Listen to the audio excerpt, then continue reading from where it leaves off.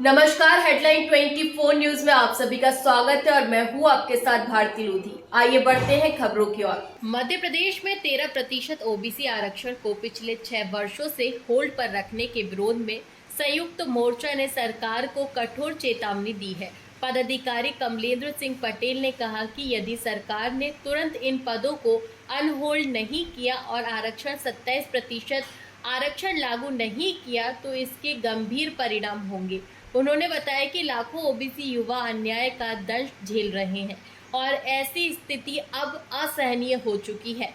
संगठन ने सरकार को आगाह किया कि 27 सितंबर को सुप्रीम कोर्ट में होने वाली सुनवाई में यदि सरकार मजबूत पक्ष नहीं रखती तो यह ओबीसी वर्ग के अधिकारों का सीधा अपमान माना जाएगा। साथ ही उन्होंने जातिगत जनगणना पूरी करने और जनसंख्या अनुपात के आधार पर आरक्षण सुनिश्चित करने की भी मांग की है।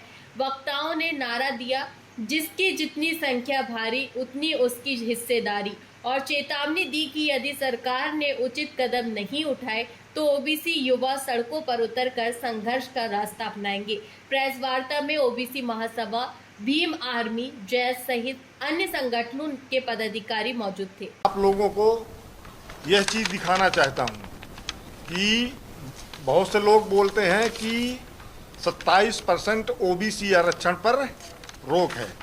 मार्च 2019 में अध्यादेश आया, उसके बाद 2022 में शिक्षक भर्ती वर्ग 1 में 13% दिया गया फर्स्ट काउंसलिंग में, फिर द्वितीय काउंसलिंग में 27% रिजर्वेशन दिया गया। तो एक ही भर्ती में दो प्रकार के कानून कैसे लागू हो सकते हैं? आप सरकार की विसंगतियां सुनते जाइएगा। इसके बाद एक मामला आया, आस्था दुबे का मामला आया, जो 2021 में, वो सिर्फ नीट पीजी को लेकर था स्पेशल, उसमें स्टे था और किसी भी भर्ती में स्टे नहीं था। उसके बाद 2/9/2021 को महाधिवक्ता की विधिक अभिमत के द्वारा सामान्य प्रशासन विभाग के द्वारा 27% के लिए आरक्षण लागू के लिए अभिमत जारी किया गया और वहां से जेल प्रहरी की परीक्षा में 7/12/2021 को जेल प्रहरी में 27% आरक्षण दिया गया।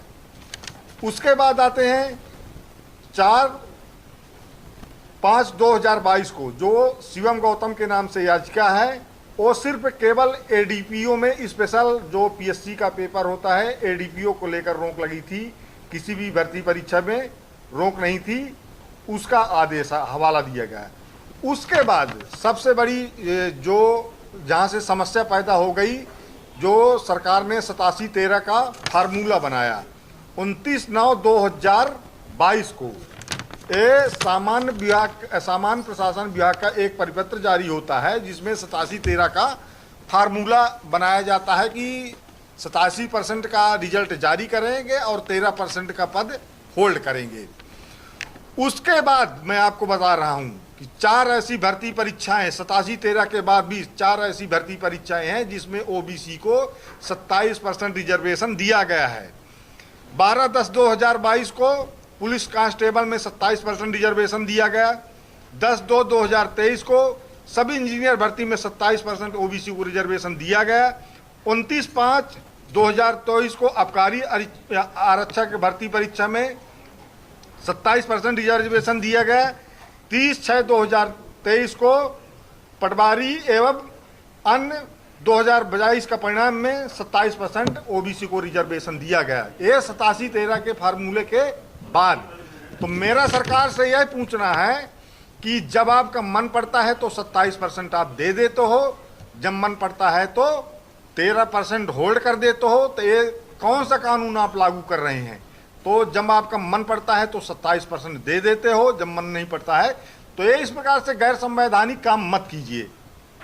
ओबीसी आज पिछले 6 वर्ष से परेशान है, बहुत परेशान है। अगर हमारी मांगे नहीं माने गई तो हम इस भोपाल को पूरा ब्लॉक कर देंगे और लगभग 5 लाख की संख्या में हम लोग यहाँ पर प्रदर्शन करेंगे।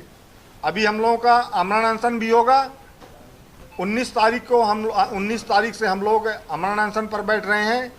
अगर सरकार बातें हमारी नहीं मानती हैं तो यह आगे भी हमारा प्रदर्शन चलता रहेगा।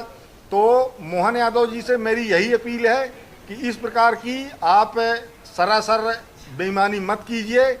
जो 27% ओबीसी आरक्षण का कानून है उसको तुरंत लागू कीजिए और 13% अनहोल्ड कीजिए।